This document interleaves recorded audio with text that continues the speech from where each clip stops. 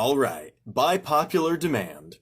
People I'm relatively sure could take Voldy in a fair duel. The host with the most, Queen of the Burrow, Wrangler of Twins, Big Bad Mama Bear, the one, the only, Molly Weasley! Matriarch of the Weasley family, arguably one of the purest wizarding families in the world, Molly is all about her family and those she considers family such as Harry, for whom she is something of a mother figure.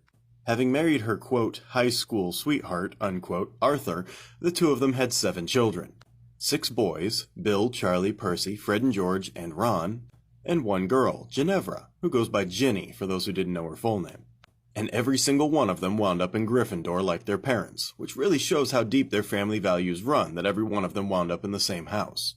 Sadly, her brothers Gideon and Fabian, who were Order members, were both killed by Death Eaters in the First Wizarding War sometime after she graduated from Hogwarts, and losing them affected her deeply, making her more protective of those around her, and it's likely one of the reasons she joined the Order the second time around. This is important to note because messing with Mama Bear's family will be the last thing you ever do.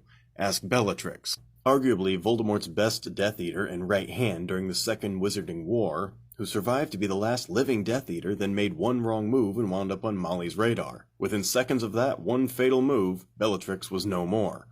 And this really is the most important thing about her, as I was saying, because love is a very powerful force in the Harry Potter universe. It is what allowed Harry to defeat Voldemort after all.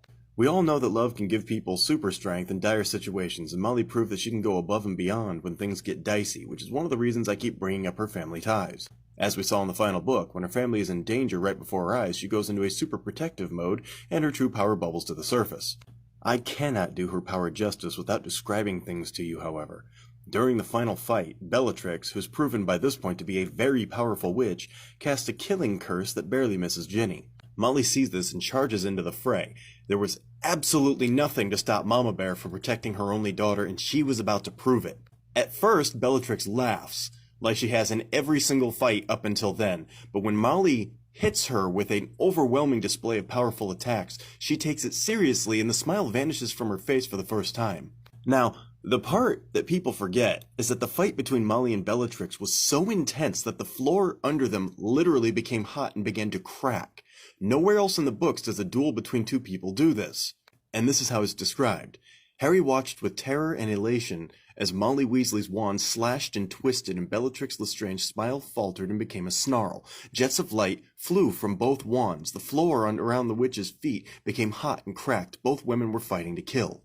Because of this, it is my firm belief that had Voldemort come up against this version of Molly, the matriarch of the Weasley family defending the ones she loves, that he would have lost just as bad as Bellatrix.